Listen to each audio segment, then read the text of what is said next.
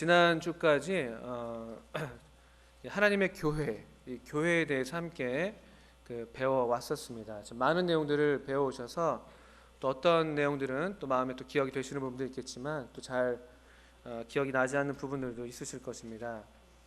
예를 들면은 가장 근래 지난주에는 우리가 교회 안에서 여자들 자매님들의 위치와 또 봉사에 대해서 배웠던 기억이 있고요.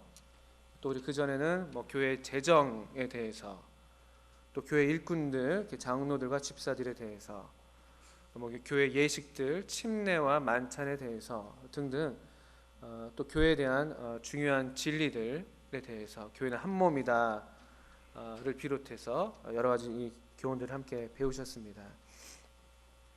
기억이 나시죠? 예, 저도 기억이 잘 나지 않습니다, 사실. 보통 한 주 지나면은 지난주에 어떤 걸 배웠는지 잘 기억이 나지 않더라고요. 그래서 한번 이렇게 좀 복습을 한번 해봤습니다. 오늘은 그래서 결론적으로 우리가 하나님의 교회 어떠함에 대해서 배웠는데, 그렇다면 이 하나님의 교회는 결론적으로 무엇인가, 또 어떻게 행해야 되는가, 또 어디를 향해 나아가야 하는가라는 이제 결론으로 이 시간이 진행이 되겠습니다. 사실 오늘날에 오늘날에 참 많은 교회들이 있습니다.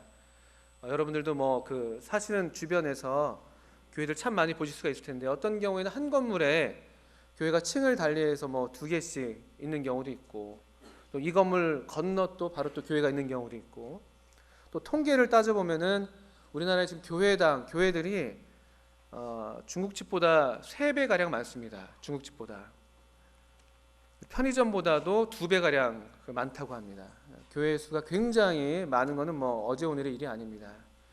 또 교회는 아시는 것처럼 갈수록 더 작은 교회들도 많이 있지만 또 계속 더 대형화되는 그런 추세에 있습니다. 근간에는 좀 이름난 교회들이 이러저러한 좀 대형 건축을 함으로써 또 사회적인 어떤 이슈들이 되기도 하는 그런 경우들도 있었습니다. 또 다 아시는 것처럼 이 교회에 대한 전반적인 인식이 그렇게 좋지 못합니다. 사회적으로 여러 가지 요인이 있겠습니다만, 또 여러 가지 다른 이유들을 얘기할 수 있겠습니다만, 그럼에도 불구하고 우리가 뼈저리게 우리 자신에 대해서 우리 자신이 바로 그 원인 제공자임을 또 부인할 수 없는 사실이기도 합니다. 어제 청년들 모임이 있어서 그 모임에 좀 갔었는데, 이렇게 청년들이 직장 생활하는 가운데 가장 큰 어려움 중에 하나가 이제 인간관계, 함께하는 동료들, 또 상사들, 이런 관계가 참 어려운 점이 많이 있는데, 어떤 게 어려운 거 얘기를 들어보니까 그냥 크리스찬이라는 이유로, 너는 하나님 믿으니까, 이제 우리가 그리스도인게 이제 나타나잖아요. 하나님 믿으니까 너는 이렇게 당해도 싸다, 이런 어떤 인식들이 사회적으로 있다는 것이죠. 너 하나님 믿으니까 이것도 할 수 있지, 이것도 참을 수 있지, 너 하나님 믿으니까 우리가 싫어하는 일 다 해야 돼. 이건 그래도 좀 나은 거죠. 그래도 이렇게 우리 그리스도인들이 좀 오래 참고 인내하고 이런 어떤 인식으로 되어 있기 때문에 그런 부당한 어떤 요구들을 당하는 경우 어려움이 되기도 한데, 또 다른 경우는 그냥 이렇게 도매급으로 같이 아무개 어디는 저렇게 나쁜 사람들이 버젓이 교회 다니고 있고 교회 사업을 한다는데 너도 똑같은 통속이지 하면서 그렇게 이제 비난을 받는 경우들, 아무 이유 없이. 그래서 어떤 청년은 술자리에, 이제 회식 자리에 갔는데 자기는 마치 십자가에 못 박힌 예수님처럼 모든 함께한 분들의 비난을 다 한 몸에 받았다. 그냥 이유는 너는 하나님 믿는 사람이라는 그 이유 때문에 온갖 이 사회에서 이렇게 일어나고 있는 그런 불미스러운 기독교계에 일어나는 일들에 대한 모든 책임을 그 형제 혼자서 다 감당하는, 그래서 굉장히 비참한 모습으로 이렇게 얘기하는 그런 경우들도 있었습니다. 어떻든 오늘날 이 교회들에 대한 인식이 저희들 자성해 볼 때도 그렇고 또 밖에서 볼 때도 그렇게 긍정적이지 않은 것만은 사실입니다. 경제적으로는 더 풍요해진 것 같은데, 또 정치적으로는 뭔가 영향력을 더 발휘하는 것 같은데, 영적으로는 능력을 상실하고 있는, 우리 몸집은 비대해져 있는데 실제로 내적인 어떤 건강한 그 정도에 있어서는 오히려 더 영양 실조에 걸려 있는, 또 화려한 예식과 어떤 커다란 집회들은 계속해서 일어나고 있지만, 그러나 그 예식이나 집회들 가운데 정말 임재하시는 주님의 영광이 나타나지 않는, 마치 그 우리 사무엘상 읽고 있는데 그 언약궤를 빼앗겼을 때 그때 엘리의 며느리가 해산하면서 아들을 낳았고 이름을 이가봇이라고 지었었습니다. 이가봇, 하나님의 영광이 떠났다라는 뜻을 갖고 있는 그런 시대를 살고 있는 것이 사실입니다. 또 마치 그 사무엘 시대 때처럼 하나님의 말씀이 희귀한 시대이죠. 이상이 보이지 않는 그런 시절이라고 저희가 감히 말씀드릴 수가 있습니다. 대단히 정말 참된 하나님의 빛을 참 보기가 어려운, 오히려 더 어두운 시대를 향해 가고 있는데, 그 어두움의 책임 이유 중에 하나가 바로 이 빛을 내야 될 교회들이 또 우리 자신이 온전하게 그 빛을 드러내지 못하는데 그런 이유들이 있습니다. 또 복음을 많이 얘기하지만 복음의 능력은, 또 경건의 모양은 있지만 또 경건의 능력은 좀처럼 경험하기 어려운, 하나님께서 정말 우리 가운데서 일하시는가? 라는 그런 질문들을 계속 하게 되는 그런 시대이죠. 그래서 또 많은 또 형제자매님들의 간절한 이 소원과 소원 가운데 하나는 정말 나도 살아계신 하나님을 경험해 보고 싶다. 그 옛날 뭐 그런 그 위인, 신앙 위인들이 겪었던 그런 위대한 하나님의 일들, 하나님께서 정말 살아서 역사하시는 그런 간증들이 너무나 놀라운데 왜 나는 그런 경험이 없는가? 왜 우리 교회는 그런 경험이 없는가? 왜 우리 한국의 기독교 안에서 이런 놀라운 어떤 하나님의 살아계신 그런 경험들을 우리가 할 수 없는가? 그런데 많이 목말라 있는 것들도 또 보게 됩니다. 그래서 또 한쪽으로 너무 치우쳐서 이런 경험을 추구하는 이런 어떤 경향이 너무나 강하기 때문에 이런 경험을 만족시키는 또 그런 또 지나친 극단적인 경우도 나타나고 있죠.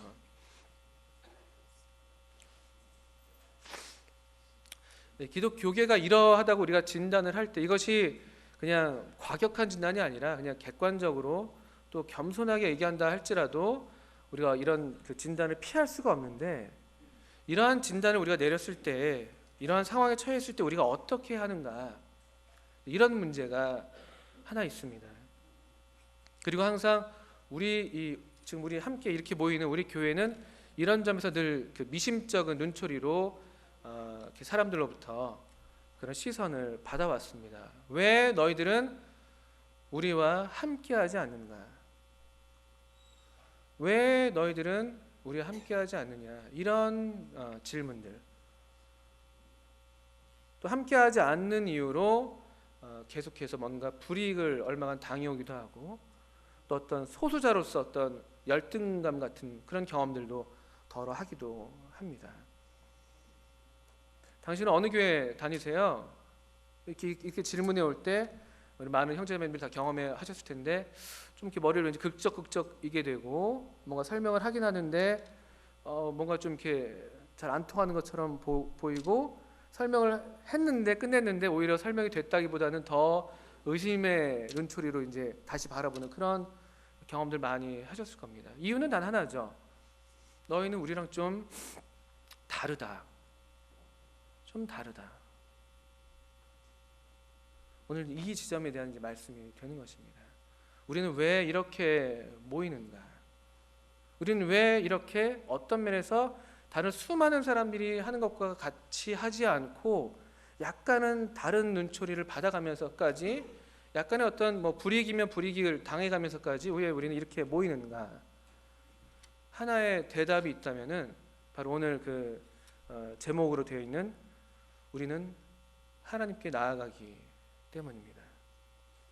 우리는 사람에게 나아가는 것이 아니라 하나님께 나아가라는, 하나님께로 오라는 부르심을 받았고, 그 부르심에 단순하게 순종하고 있기 때문에 그렇다라고 감히 말씀을 드릴 수가 있겠고, 또 우리 자신에 대해서 그렇게 생각하시기를, 그런 확신으로 이렇게 확신을 얻게 되시기를 바라는 마음이 있습니다. 교회라는 단어는 우리 교회, 우리말 교회는 사실 이제 가르칠 교자, 한자로 가르칠 교자를 써서 가르칠 교자에 뭐 모이는 회, 모임회 이렇게 돼서 가르치는 모임, 이런 좀 성격이 있습니다. 그런 어떤 의미를 많이 나타내고 있는데, 실제로 이 교회라고 하는 원래의 단어가 갖고 있는 뜻에는 이런 가르침의 의미는 없습니다. 그냥 따로 불러내어진 무리라는 뜻밖에 없습니다. 어디로부터라는 단어 하나와 부름을 받았다라는 단어 하나가 결합된 그런 단어로 교회라는 단어는 실제 형성되어 있습니다. 우리는 그러니까 하나님의 부름을 받아서 어딘가로부터 따로 불려내어져서 모이고 있는 무리, 이것이 실제 교회입니다.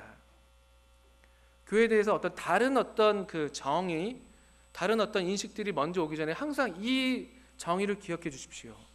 하나님으로부터 부름을 받아서 따로 불려내어진 모임. 여기 중요한 요소가 이제 세 가지가 있다고 말씀드릴 수 있습니다. 첫째는요, 우리의 모임에 이렇게 모이는 우리의 모든 모임, 또 우리가 하고 있는 모든 일들의 이 근원, 또 기원, 또 유일한 이유, 근거는 바로 하나님의 부르심이라는 것입니다. 하나님께서 부르지 않으시면, 하나님께서 명하신 것이 아니라면 우리가 이렇게 할 이유가 없는 것입니다. 하나님의 부르심, 하나님께서 우리를 부르셨다, 하나님의 명하심, 이것이 우리 모임의 유일한 기원이고 근원입니다. 하나님의 부르심. 사람이 불러내서 우리가 이렇게 모이는 것이 아닙니다. 어느 형제님께서 탁월하셔서 우리가 이렇게 모이는 것이 아닙니다. 또 19세기의 그 영적인 거성들이 우리 앞에 있었기 때문에 우리가 이렇게 모이는 것이 아닙니다. 그분들은 그분들대로 그 부르심을 따라서 그렇게 모였던 것이고, 우리는 그분들을 통해서 이 부르심을 소개는 받았을지언정 우리 역시 동일하게 우리를 부르신 하나님께 우리 자신이 개별적으로 응답하고 순종하는 마음으로 여기 모여 있는 것입니다. 그런 점에서 우리는 하나님의 부르심을 받아서 하나님께로 모이고 있는 모임인 것이죠. 또 두 번째로, 이 하나님의 부르심을 받아서 따로 불러내어진 무리라고 할 때 어디로부터 불려내어졌다는 그런 의미가 있는 것이죠. 기존에 어떤 우리가 속해 있는 집단이 있었다면은 거기에서 이제 우리를 불러내시는 것입니다. 아무개야 하면서 우리를 불러내시는 것이죠. 그러니까 기존에 우리가 머물고 있던 이 체계, 그리고 그 체계가 하나님의 뜻에 부합했다면 이렇게 따로 불러낼 이유가 없습니다. 기존에 우리가 속해 있었던 그 집단과 그 시스템이 무언가 하나님의 뜻에 위배되어 있기 때문에, 잘못되어 있기 때문에 하나님께서는 항상 거기로부터 하나님의 소유된 백성들을, 하나님의 것들을 계속 구별해서 불러내시는 일들을 하시는 것입니다.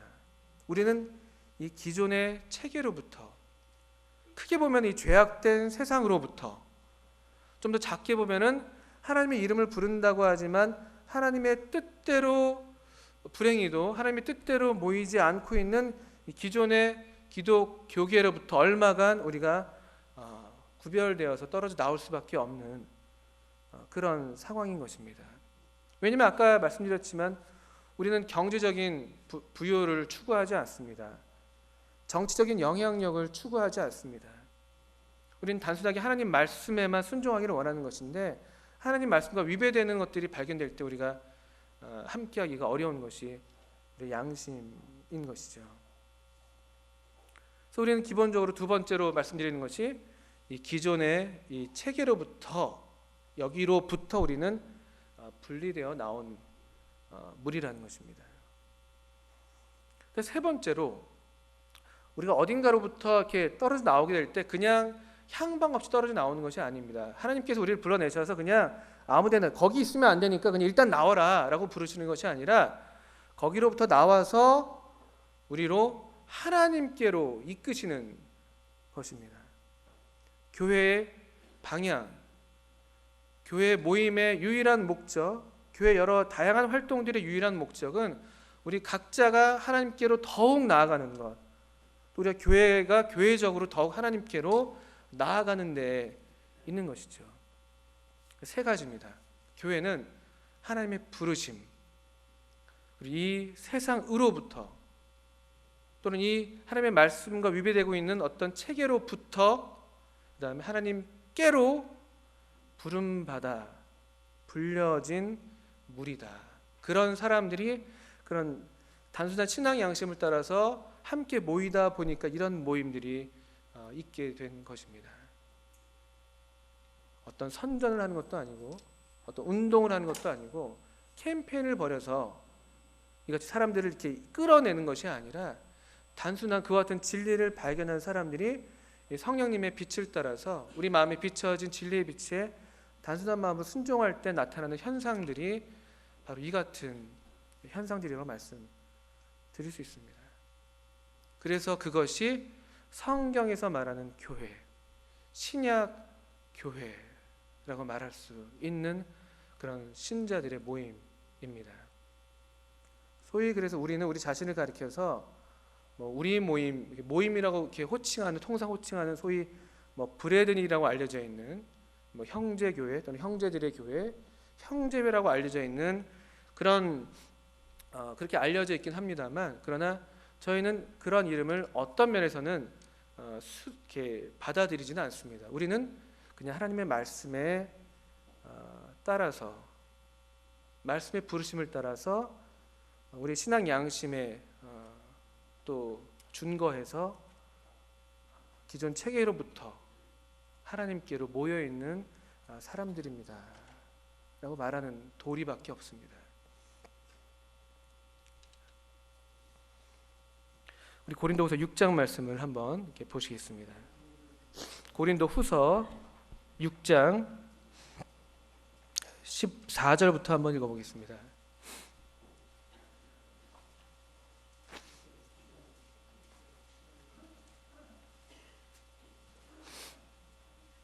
고린도후서 6장 14절부터 18절까지.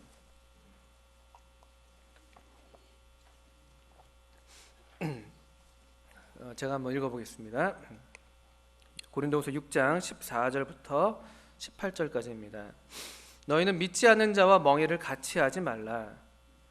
의와 불법이 어찌 함께하며 빛과 어두움이 어찌 사귀며 그리스도와 벨리알이 어찌 조화되며 믿는 자와 믿지 않는 자가 어찌 상관하며 하나님의 성전과 우상이 어찌 일치가 되리요.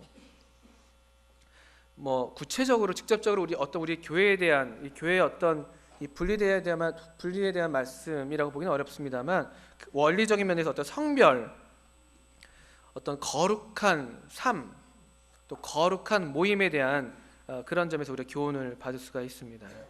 우리는 믿지 않는 자와 멍에를 같이 할 수 없습니다. 명백한 말씀인 것이죠. 믿지 않는 자와 어떤 운명을 같이 하는, 어떤 생명과 관련된 어떤 분리가 불가능한 어떤 운명을 같이 하는 그런 일에 우리가 함께 할 수가 없다는 것이죠. 대표적인 것이 그래서 이 말씀에서 우리가 가장 이 멍에로서 가장 강력한 멍에인 결혼을, 여기서 교훈을 받게 되는 것이죠. 결혼의 멍에는 한번 지면은 사람이 나눌 수가 없기 때문에 그렇습니다. 그래서 믿지 않는 자와는 결혼하지 않는 것이 성경적으로 합당한 분명한 원리인 것입니다. 이 말씀에는 다른 토가 붙을 수가 없습니다. 너무나 명백한 원리이기 때문에 그렇죠. 그리고 의와 불법은 함께 할 수가 없다. 빛과 어둠이 사귈 수가 없고요. 그리스도와 벨리알, 우상입니다. 조화될 수 없고요. 믿지 않는 자와 믿는 자가 서로 이렇게 이런 영적인 면에서 또는 어떤 이 긴밀한 어떤 그 운명을 같이 하는 그런 관계에 있어서 상관할 수가 없습니다. 16절입니다. 하나님의 성전과 우상이 어찌 일치가 되리요? 우리는 살아계신 하나님의 성전이라. 이와 같이 하나님께서 가라사대 내가 저희 가운데 거하며 두루 행하여 나는 저희 하나님이 되고 저희는 나의 백성이 되리라 하셨느니라. 그러므로 17절입니다. 주께서 말씀하시기를 너희는 저희 중에서 나와서 따로 있고 부정한 것을 만지지 말라. 내가 너희를 영접하여 너에게 아버지가 되고 너희는 내게 자녀가 되리라. 전능하신 주의 말씀이니라 하셨느니라. 여기 이제 우리는 살아계신 하나님의 성전이라는 놀라운 그 진리를 선언합니다. 우리 이 하나님의 생명으로 거듭난 이 하나님의 백성들이 하나님의 성전이에요. 어떤 다른 특별한 어떤 이 단체에 속해야지 우리가 하나님의 성전으로 하나님의 교회로 인정받는 것이 아니라 하나님의 생명으로 거듭나 있는 사람들의 이 모임이 바로 하나님의 성전입니다.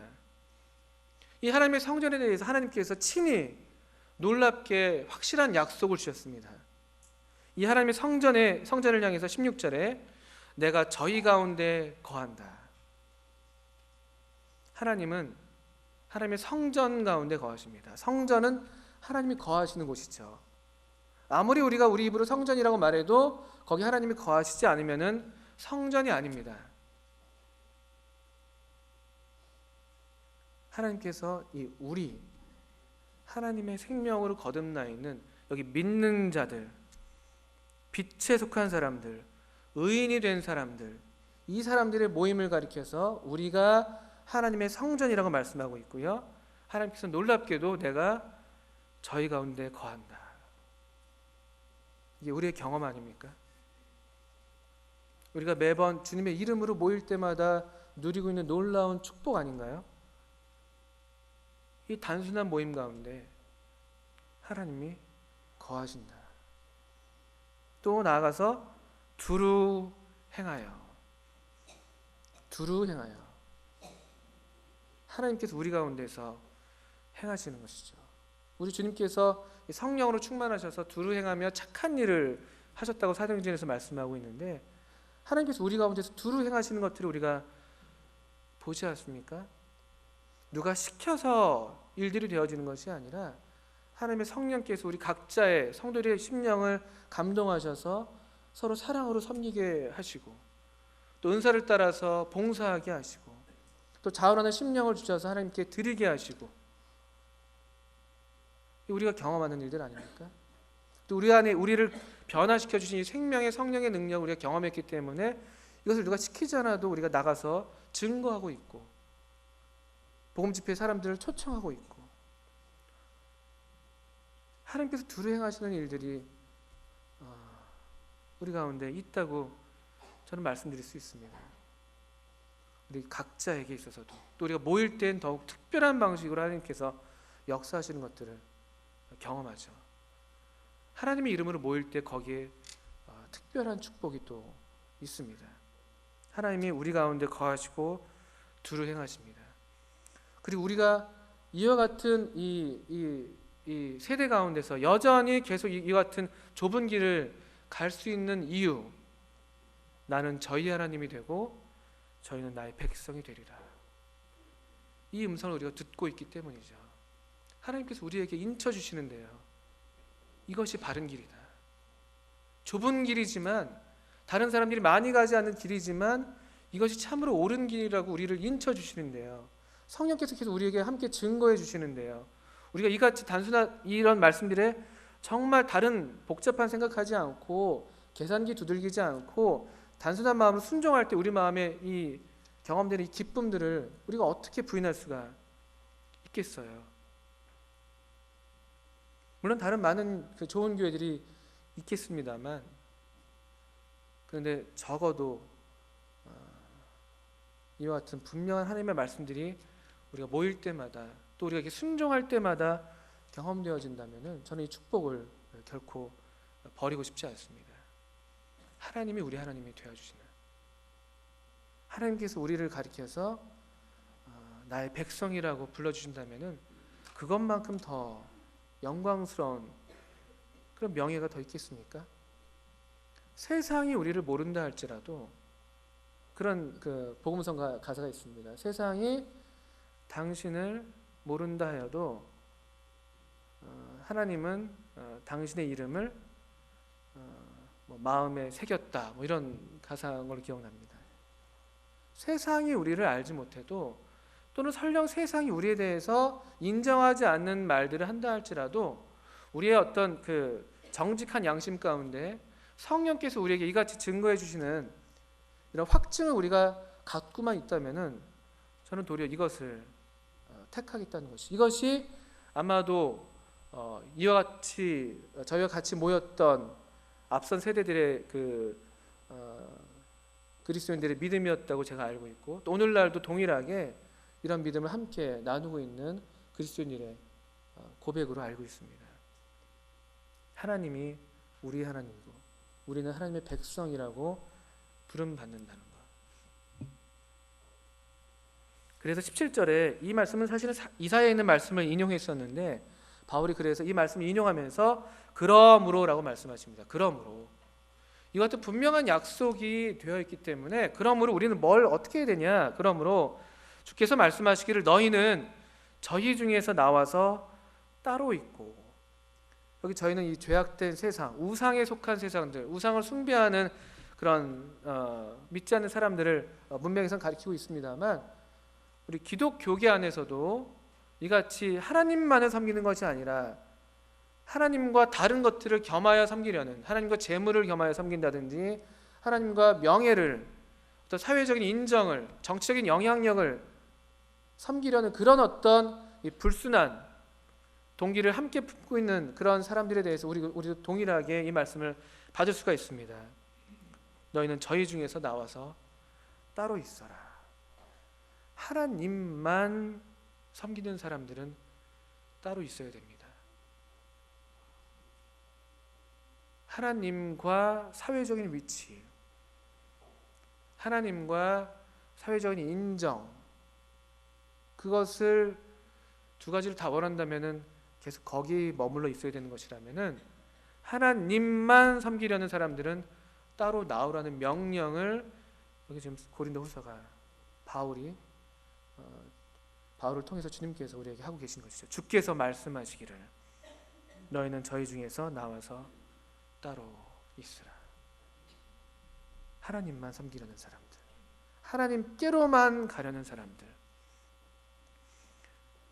또 부정한 것을 만지지 말아라. 우상에 속한 것들, 하나님과 겸하여 다른 것을 섬기려는 그 모든 것들이 다 우상이거든요. 그게 다 부정한 것들이거든요. 그런 것들을 만지지 말라는 것입니다. 그런 것들을 탐하지 말라는 것이죠. 그렇게 할 때 또 우리에게 주어진 약속이 있습니다. 17절에 계속 이어져서요, 부정한 것을 만지지 말라. 내가 너희를 영접하여. 이게 우리의 경험이죠. 주님께서 우리를 영접하시는 경험. 세상으로부터 버림을 받았다고 하는 그 순간에 주님께서 우리를 영접하시는 경험들. 요한복음 9장에서 날 때부터 소경되었던 자가 눈을 떴었죠. 근데 그때 예수님을 인정하는 사람들은 다 유대인들로부터 출회를 당한다는 그런, 지금 아주 분위기가 험악한 그런 시절이었습니다. 그래서 이 소경의 부모도 그냥 모른 척했죠. 아우, 난 잘 모르겠다. 그냥 저가 장성했으니까 저에게 직접 가서 물어봐라. 이 날 때부터 소경된 자가 눈을 떠서 하는 말이, 나는 그 사람이 누구인지 알지 못하지만 한 가지 내가 아는 것은, 내가 전에는 보지 못하였지만 지금은 보는 것이다. 그러면서 자기에게 일어난 일을 너무나 확실하게 증거했을 때 이 유대인 지도자들이 그를 내쫓았습니다. 네가 우리를 지금 설득하려고 하느냐 하면서 아주 불쾌하면서 그를 추례했죠. 그때 추례한 다음에, 그 추례를 당한 다음에 그 사람에게 주님께서 가셨습니다. 우리 잠깐 그 장면 보셔도 좋겠습니다. 요한복음 9장 말씀입니다. 여기 고린도후서 6장에 손을 넣으시고요, 요한복음 9장 말씀 보시면요, 요한복음 9장 34절입니다. 신약성경 162쪽이죠.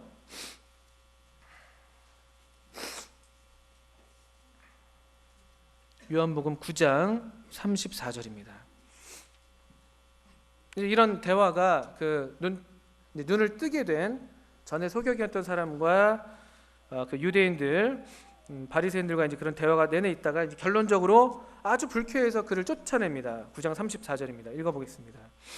저희가 대답하여 가로되 네가 온전히 죄 가운데서 나서 우리를 가르치느냐 하고 이에 쫓아내어 보내니라. 이런 일이 실제로 일어나는 것이죠. 쫓김을 당했습니다. 그런데 35절입니다. 예수께서 저희가 그 사람을 쫓아냈다는 말을 들으셨더니 그를 만나사 가라사대. 쫓아냄을 당한 그 직후에 예수님께서 그를 찾아가서 그를 만나 주십니다. 그리고 그는 예수님을 만나서 주님께 절하면서 내가 믿나이다 하고 주님을 경배하는 삶을, 이 유대 사회를 자신이 이제까지 함께 속해 있었던 그런 모든 배경을 뒤로 하고 주님만 섬기겠다는 그런 아름다운 지금 고백을 하고 있는 장면을 보게 되는 것이죠. 이것이 우리에게서도 일어난 동일한 사건입니다. 우리도 예수님을 믿는 순간 기본적으로 이 죄악된 세상을 뒤로 하기로 했습니다. 또 예수님만 따르겠다고 하는 순간 다른 사람은 상관하지 않고, 다른 많은 사람들이 어떻게 하는 것과 상관하지 않고 우리는 예수님만 따르겠다고 또 이렇게 우리도 예배하는, 절하는, 섬기는 삶을 살아오고 있습니다. 벌써 우리 앞서서 먼저 이와 같은 시간들을, 오랜 이 섬김의 길을 걸어오신 분들이 우리 가운데도 많이 계시고요. 그럼에도 여전히 이 가운데 이 화려한 세상이 여전히 뒤에 있고, 또 많은 사람들의 이 속삭이는 말들이 계속 우리 귀에 들려오지만 여전히 우리가 이 길을 가는 이유는 마치 우리 주님께서 베드로에게 하셨던 것처럼 너는 나를 따르라, 저 사람을 상관하지 말아라, 너는 나를 따르라. 이 한 말씀, 우리 귀에 들려온 이 한 말씀에 계속해서 순종해 오셨던 이유밖에 없습니다. 다른 이유가 있을 수가 없습니다.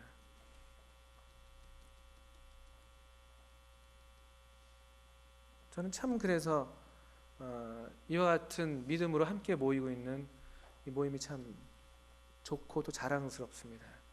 또 그런 믿음을 함께 갖고 계신 우리 성도님들이 참 귀하시고 또 참 자랑스럽습니다.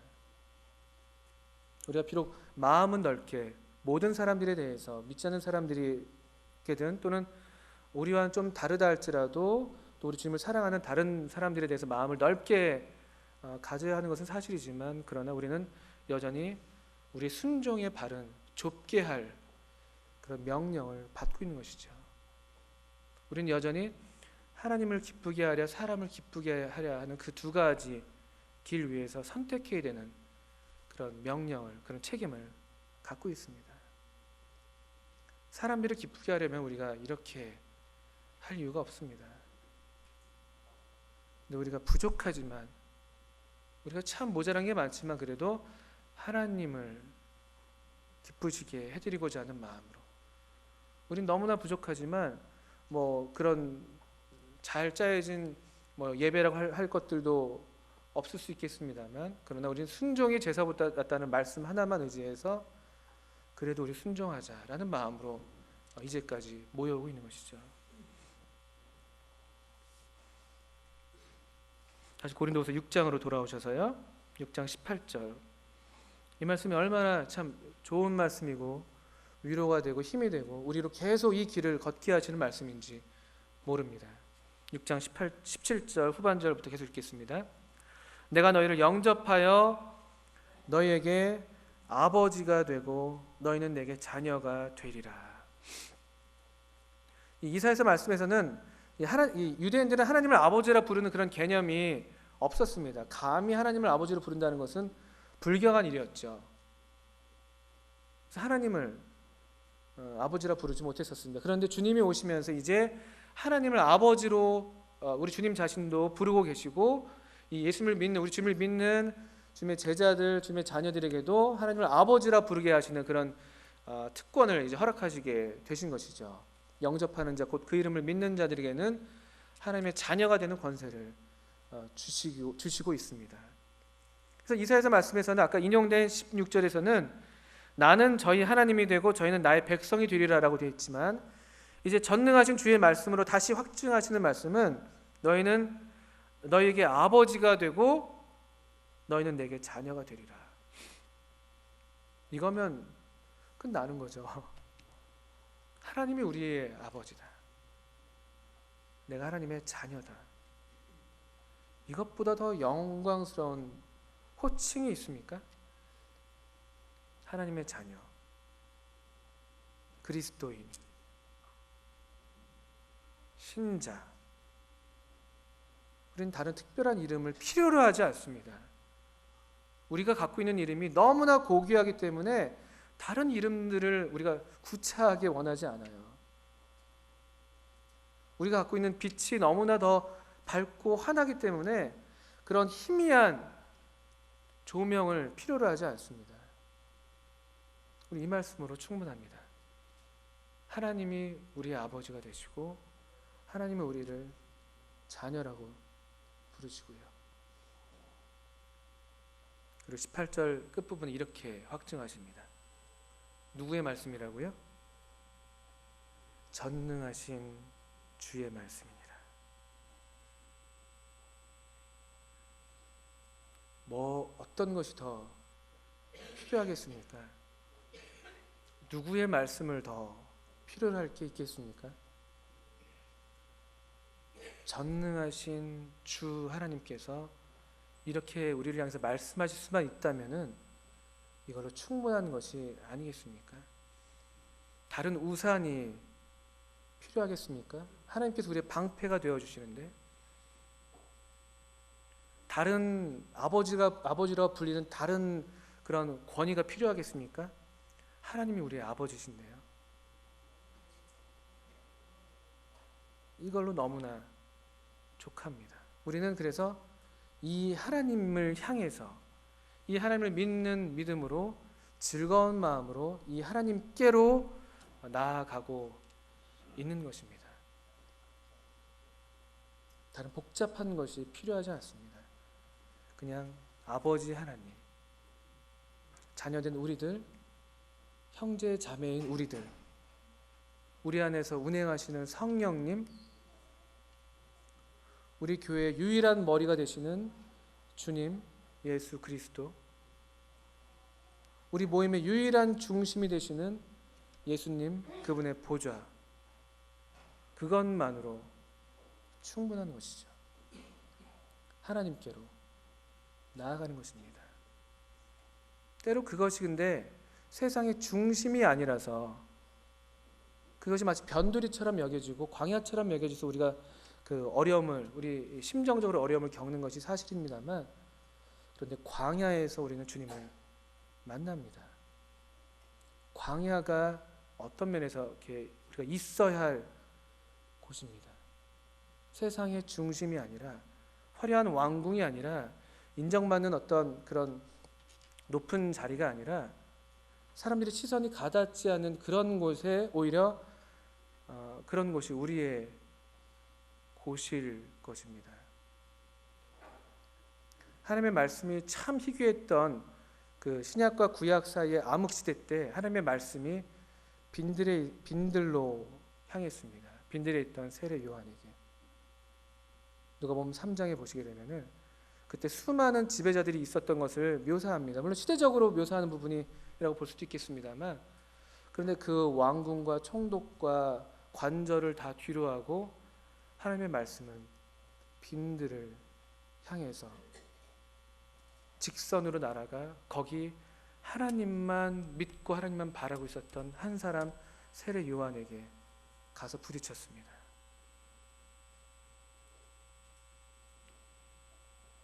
우리는 세상을 뒤로하고 하나님께로 나아가는 사람들입니다. 그것이 광야일 수 있습니다. 그러나 어떤 때에는, 이렇게 암흑한 때에는, 험악한 때에는 광야가 사실은 우리가 있어야 할 곳입니다. 근데 마지막으로 요한계시록에 있는 말씀을 한 구절 읽어드리겠습니다. 요한계시록 12장 보시면요, 요한계시록 여기 신약성경 411쪽입니다. 요한계시록 12장. 광야는 대개 이제 우리 약속의 땅 가나안을 가기 전에 어떤 통과 의례처럼 그냥 하나 지나가는 지점으로 많이 생각되곤 합니다만, 그러나 적어도 지나가는 곳이 맞긴 합니다만, 그래도 그 기간만큼은 이스라엘 백성이 거기 있어야 할 곳인 것은 사실인 것이죠. 마찬가지로 요한계시록 12장에서요, 이 하늘에 일어나는 이적에 대한 기사를 다루고 있는데 12장 6절 말씀을 보시면요, 아주 험악한 때입니다. 지금 이제 여자라고 불리고 있는, 아마도 그 이스라엘을 가리키는 그런 상징적인 표현인 것 같은, 여자가 아들을 낳으려고 하고요. 여자가 아들을 낳으면은 이 용이 그 아들을 삼키려고 막 지금 아주 위협하는 그런 때입니다. 그런 이제 환상인데 6절에 5절부터 보시면요, 여자가 아들을 낳으니 이는 장차 철장으로 만국을 다스릴 남자라. 그 아이를 하나님 앞과 그 보좌 앞으로 올려가더라. 6절입니다. 그 여자가 광야로 도망하며 거기서 1260일 동안 저를 양육하기 위하여 하나님의 예비하신 곳이 있더라. 이 위태로운 시절, 이 위태로운 시대 가운데 이 여자라고 불리고 있는 하나님께서 지금 섭리하시는 이 한 백성이 있어야 할 곳은 광야인 것을 보입니다. 주님께서 또 광야로 이 여자를 옮겨가시는 것이죠. 거기서 양육하시고 거기 하나님께서 예비하신 곳이 있는 것입니다. 또 같은 비슷한 말씀이 14절에서 반복되고 있습니다. 12장 14절, 그 여자가 큰 독수리의 두 날개를 받아 광야 자기 곳으로 날아가 거기서 그 뱀의 낯을 피하여 한 떼와 두 떼와 반 떼를 양육받으매. 광야 자기 곳. 12장 14절입니다. 광야 자기 곳. 하나님의 백성의 거처, 하나님의 교회의 거처는 광야입니다.